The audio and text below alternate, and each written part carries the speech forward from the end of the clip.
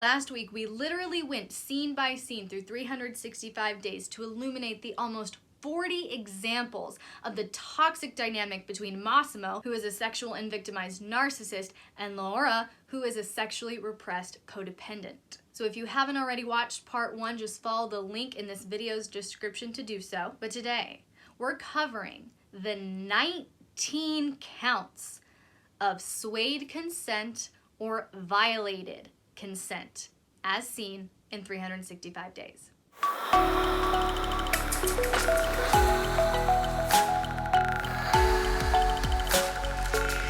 Now, due to a number of different reasons that we simply do not have the time to discuss today, consent has been watered down in our culture. And the definition of consent has been really watered down to mean basically just a lack of no. However, if we reduce consent to that definition, we open the door to so much overt and covert sexual abuse. So this is how I, and accurately believe, define consent. Consent is a mindful, willing, and completely uncoerced choice to say yes, and the ability to revoke that yes at any time without fear of repercussions. With that in mind, let's take a look at the 19 times that Laura's consent was either coerced, manipulated, or overtly violated in 365 days. Laura wakes up in a strange bed. When she tries to leave, the door is locked. You can't leave, you don't have a choice, you don't have consent. Massimo tells Laura that she had a bad reaction to the sedative. Okay, so he sedates her in order to kidnap her. Non-consensual. But again, he justifies it. And if you didn't watch last week's video, go back and watch it. Man, I ranted and raved. But Massimo actually justifies this non-consensual violation by blaming it on her. You had a bad reaction to the sedative. Not, I am a total asshole for violating your consent and sedating you, violating your consent and kidnapping you, and now not letting you leave. No.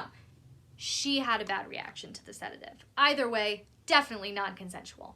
So as this initial conversation takes place, Laura is having some emotional reaction. She's having some questions. She wants to know what the fuck is going on because she is a kidnapping victim, not a submissive. So she's asking perfectly reasonable questions, having a perfectly reasonable emotional response. And what happens? Massimo gets so threatened that he physically overpowers her. This is not a scene of role play, primal play, edge play, whatever, between two consenting adults, between a consenting dominant and a consenting submissive who have discussed their limits and their boundaries and have a safe word in play.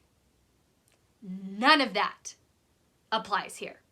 Then we find out that Massimo's people took Laura's stuff from her hotel room, okay, not consensual, and then actually wrote a letter to her boyfriend on her behalf. I'm sorry, what the fuck? You write to someone I know in my voice on my behalf? That it completely strips away my voice, my autonomy, etc. And that's exactly what happened here too. As you can imagine, Laura does not like this conversation. She does not like what is going on. She does not like the answers that she is getting, and she tries to leave. And what happens? Massimo grabs her. He pushes her down and starts groping her breasts. So we physically overpower her against her will when she's trying to exert her will. And then we pin her down, and then we start groping her. Where's the consent in that? And as he's groping her, and here's the mindfuck here. As he's groping her, he actually says, I won't do anything without your permission. Then get your fucking hands off my breasts, dude. Again, you guys, this is not a consensual scene of primal play, edge play, role play between two consenting play partners who have thoroughly discussed limits and boundaries and have a safe word in play. This is a predator and a kidnapping victim. a kidnapping victim who had just tried to escape.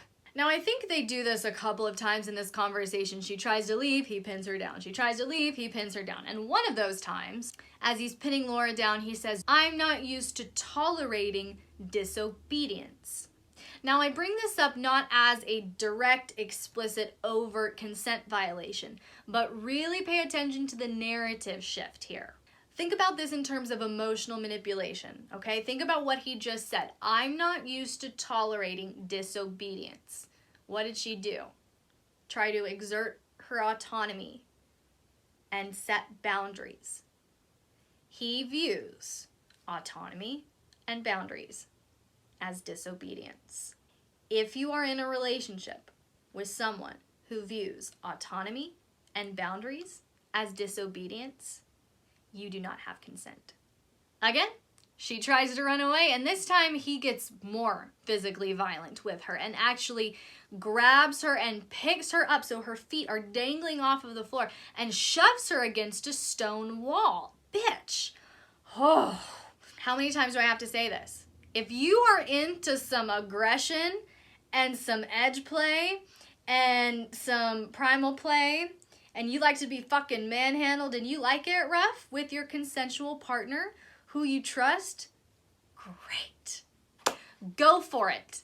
This was not that. This was not a dominant with a submissive in a primal play scene or a role play scene or an edge play scene who have discussed their limits, have boundaries, and a safe word in play. Are you getting this yet? Now, we touched on this next example in last week's video. Again, if you haven't seen it, go back and watch it. You don't want to miss any of that content. But Laura simply asks for her laptop and her cell phone.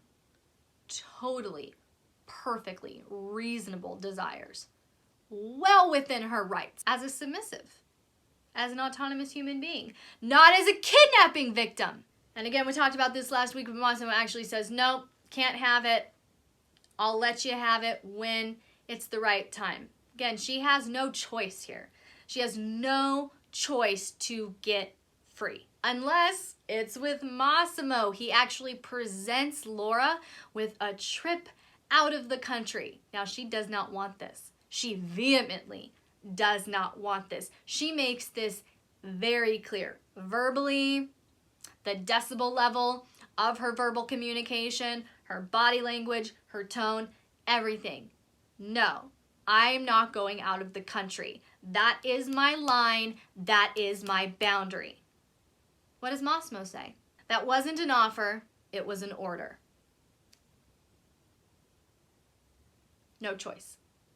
No choice. So while they're out and about, world traveling, Massimo takes Laura out shopping and she's trying on this skimpy little piece of lingerie. And he barges into her dressing room without her consent, just stands there and stares at her.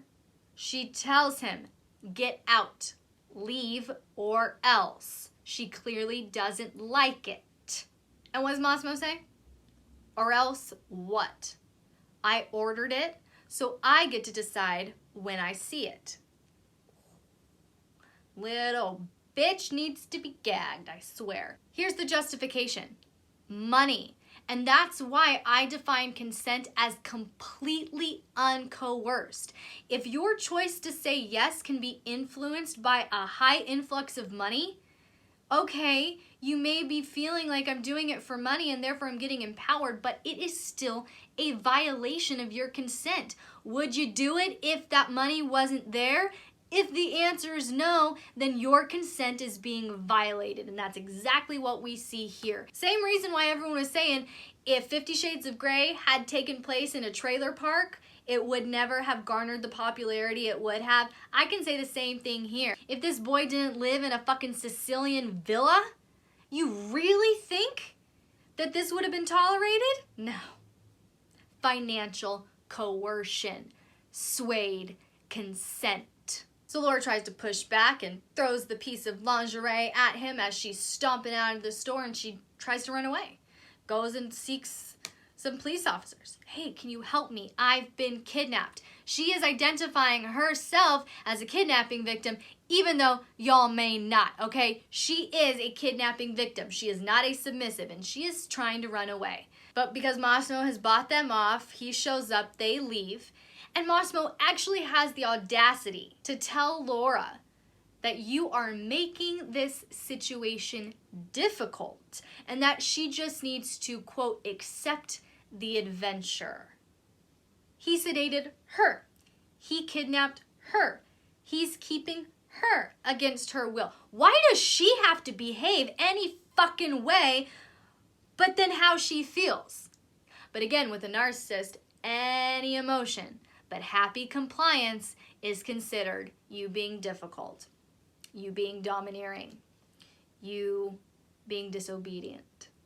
And you just need to be more submissive. No, it's not submission. It's abuse. Another kind of sneaky violation of consent is when Massimo just sneaks into Laura's bed and she wakes up to him in her bed, clearly surprised by this. And Massimo wants to take Laura out of the country. She vehemently refuses, but you know what? You're just a kidnapping victim, so it doesn't matter what you want. I'm gonna take you out of the country anyway.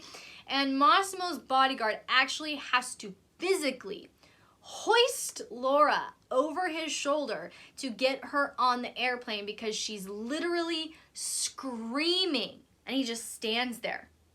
Massimo just stands there watching that physical violation happen, and then actually has the audacity to say that she has a temper.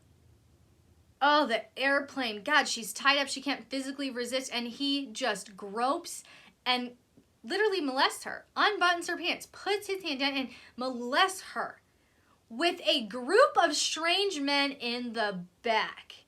What the fuck? And honestly, to that point, he just leaves her there. She's completely tied up. She cannot resist. She cannot move. She cannot do anything. And he leaves her there on the plane with what, 4 or 5 other men with their pants there unzipped. Are you kidding me? Real life scenario, that plays out, that's a fucking gang rape. But no, in this story, oh goodness, whew, she got off easy. She just got molested by a kidnapper. It's good, it's fine. And then again, after Laura tries to do her little I need some power, tease and deny kind of thing, and Massimo doesn't like that, she tries to leave the bedroom. The door is locked. She verbally says, "Let me out. I have retracted my consent for being in this room. I don't want to be in this room. Let me out." What does Massimo do instead? Grabs her, throws her on the bed rather aggressively, and puts her in full bondage. She can't move her hands, she can't move her legs, she can't leave. And then, when she is tied up against her will, against her consent, when she wants to leave, Massimo leans into her ear and says a couple of things that were just beyond disgusting. So again, she's tied up, doesn't want to be, just tried to leave the room. She's tied up now, and he whispers in her ear, "I do anything I want with you." Again, this was not a consensual role play, edge play, or primal play scene between 2 consenting play partners with clearly established limits, boundaries, and a safe word in play. I don't really fucking care if I'm sounding like a broken record or not by now. Are you getting it? This is not a dominant and submissive. This is not a BDSM scene. This is a predator who kidnapped this victim who tried to leave a moment ago. She's now in bondage, and he's now threatening to rape her. Well, that's not really what he meant when I said I'd do anything I want to do with you. Oh, really? Then he goes on to say, I'm going to fuck you so hard they're going to hear you scream in Warsaw. Again, predator, kidnapping victim, just tried to leave. He physically overpowered her, tied her up. She doesn't want to be there. And yet he's speaking these things. This is not a primal play scene. This is not an edge play scene. This is not a role play scene. Got it? But in spite of all of that, this toxic dynamic continues. Why? How does it continue? watch last week's video. I literally go scene by scene and break it down for you. How Massimo's victimized narcissism and sexual narcissism fuels Laura's sexually repressed codependency. That is the fuel to this abusive dynamic. This is not DS, this is not BDSM. This is a toxic, abusive dynamic between two really, really unhealthy people. Because they were equally unhealthy, they just perpetuated their own bullshit, continued in this toxic dynamic, and then the icing on the non-consensual cake was the proposal. Laura wakes up in bed with Massimo with the ring already on her finger. I'm sorry, even if I've been dating my guy who I love, okay, for almost 3 years now. Still, if I wake up and there's a ring on my finger and we didn't talk about it and I didn't have a chance to say yes or no, that's gonna be a whole different conversation. See what I'm saying? They have been together for 2 months. She is his kidnapping victim for 2 months. Slides the ring on her finger while she's asleep. Then, as verification that you will belong to me forever, I propose to you. But again, like I said last week, this movie was not without its merits. We had the badass, beautiful, dominant Olga, which was wonderful. Again, the wardrobe was lovely. The set design was fantastic. And this glorious shot right here, Massimo in his rightful place. So if you want to join me and my community in shutting down this eroticized abuse, I linked a petition in this video that's going around to take 365 days off of Netflix due to its promotion of kidnapping and violated consent. I mean, we already have so many issues with rape culture, with porn culture. We don't need more of this bullshit that's just gonna brainwash our beautiful babies into thinking that this is okay, into accepting this. Because this is not BDSM. This is not dominance and submission. And this certainly isn't consensual. To pick up my free companion consent guide with timestamps and examples of the 19 consent violations in the film 365 Days, just go to patreon.com/LXerotica.